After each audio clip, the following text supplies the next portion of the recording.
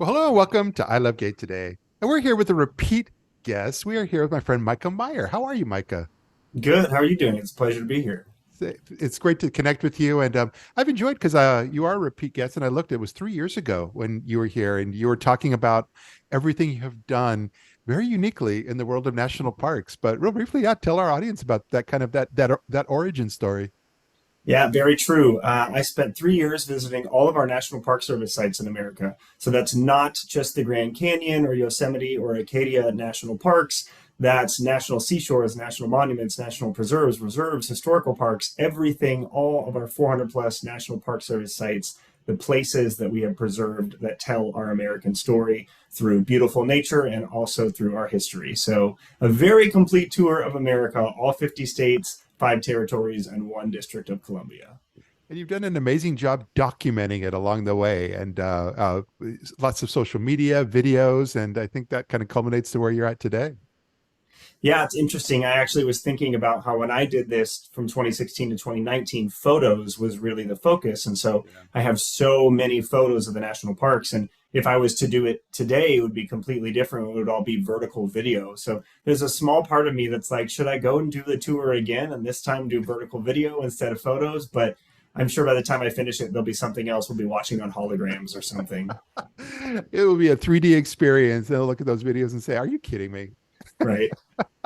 But no, and the reason we're here today is because like you've brought all that together. Your stories of how you started, and but you've created this wonderful 16-minute short documentary, Canyon Chorus, and I can even bypass that. It's a river rafting journey with you and four of your other friends. But yeah, tell us a little bit about that.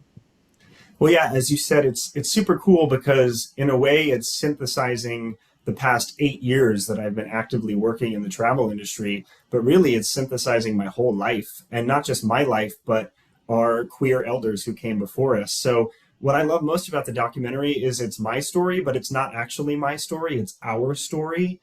And the coolest thing about this thus far has been hearing from other people and how they related to this journey, but not just queer people. I've had so many straight people contact me and say this part, or this part really connected with my history and what I've gone through. And so, what I love about this documentary is it's a gay story, but it's a gay story made for a universal audience. And so, really, there is something for everyone to take away from this. Even the most anti-gay people I meet, I say, if you just watch this for 16 minutes, I guarantee there will be at least one thing that'll make you cry or at least that you'll relate to. Yeah. But it's wonderful because you start out on this river rafting trip with your group and you guys are just cruising along, whether you're camping out and eating and so forth. But it's all the campfire conversations and so forth that you have brought together with some of your past footage to kind of tell a story, like you said, not only about yourself, I would say secondarily, but really at the forefront. It's mentorship, LGBTQ relationships, the whole works.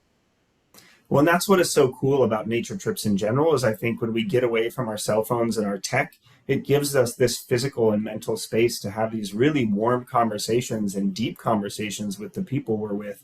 Yeah. And one of the things I heard from somebody, he's in his 50s and he watched this and he said, I was crying the whole time because I realized that I didn't have a mentor growing up because I grew up in the era that we lost a generation to AIDS. Yeah. And Yeah. so he said, seeing these themes of mentorship and the relationship between you and the other 4 people on the rafting trip reminded him that he didn't get that. And so now it's really important that he makes sure that he bees that for the current younger generation so that we can sort of restart this loop of queer mentorship and of helping other people see themselves so they can be themselves. Yeah.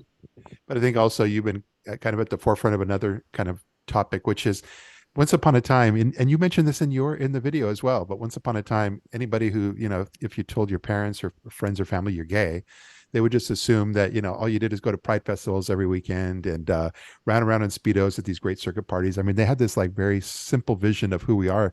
And you and I both know that we are everything. We run the gamut when it comes to just the niche little communities we're a part of. But you really open the door on the world of outdoors, and you really make it clear that here's a whole world that many people had no idea that we were a big part of. It's true. I mean, I like to think of the queer experience as a yes and Yeah, experience. yeah, You know, yes, we can be those ideas of what it meant to be gay that have been shown in the media for the past 30 or 40 years. And we can also be expert outdoorsmen. And we can be world record setting travelers. And we can do all these things, you know, running for president now and winning state caucuses. Yes, and we can be those stereotypes and we can be everything that maybe we didn't see, but we could imagine and now we can be. yeah. No, I think that's the inspirational side of what you've created. And but you had a premiere in Carbondale, Colorado, and I saw some of the videos. It looked like it was well received. Honestly, I couldn't have asked for a better experience. The film festival, Five Point, it's an adventure outdoors film festival. So the audience of 800 was full of dudes in flannel with flat brimmed hats and drinking IPAs, and I was scared, to be honest. I thought, is this audience gonna like our really gay film? Yeah. And we got a 35-second standing ovation after our film. We were sort of the buzz of the town afterwards. Everybody thought we were going to take home Best of Festival or People's Choice. We did not, but we found out we were pretty close. Yeah. But that's what was so cool, was to see a straight audience connect to this show. And that's what I told the director when we began. I really wanted a queer director to make this film, and just given the history, it was hard to find a queer person with experience in outdoors films. And so I told this director, I said, I'm trusting you as a straight man to believe all of us queer people on this trip, Yeah. and to believe our stories and to synthesize them for a straight audience. Yeah. And he really nailed it. I mean, obviously, gay people will connect with this film, but the goal was to speak to the movable middle, to speak to Yeah. people in purple states, to speak to people who might not have an opinion on gay people, and hopefully lean them towards acceptance and celebration. The power of storytelling in 2024. Amen. Yeah. No, and yeah, and you're in other film festivals. What are some of the plans, even short term, as far as over the next few months with the film?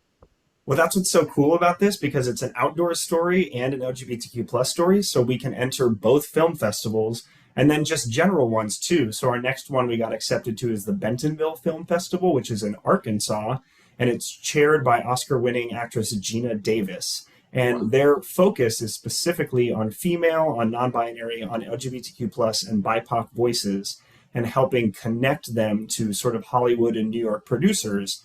And so I'm excited to go there and talk to them about some TV show concepts that I'm working on, and hopefully get those greenlit. But it's going to be a really cool opportunity to be around another diverse crew of filmmakers. And we're entering film festivals all through the entire next year. So hopefully we'll be popping around America and the world, sharing this with audiences live. I love that. I think this is amazing, and I watch it. 16 minutes. It's on YouTube and your website. But Yep. I'm just really glad you were able to take a few moments of your time and share a bit of this story with our audience here. Well, it's a pleasure. As you said, it's a 16-minute film, which Yeah. I'm learning with our attention spans nowadays, 16 minutes is a long time. Even some of my very close friends, it's taken them a week or two to finally watch it. But Yeah. once they do, they're so happy they did. So I think if you have 90 seconds to start this documentary, you will most likely finish it. And you can watch it at mikahmeyer.com/documentary. I'm sure we'll put that link in here somewhere. But it is out and free to watch on YouTube right now. So we would love to have you watch it, like it, comment, to help the algorithm boost this gay story to more audiences. But mostly just for you, the audience, to take something away from this and to enjoy it. And I'm 99.9% sure you will both laugh and cry, which, if we're measuring this documentary against Ted Lasso, that's kind of my yardstick here, then I think we did it. This is great. Well, thanks again so much, and I look forward to seeing you again soon. Thanks. See you out there somewhere on the road. You got it. It feels good, so good, coming back again.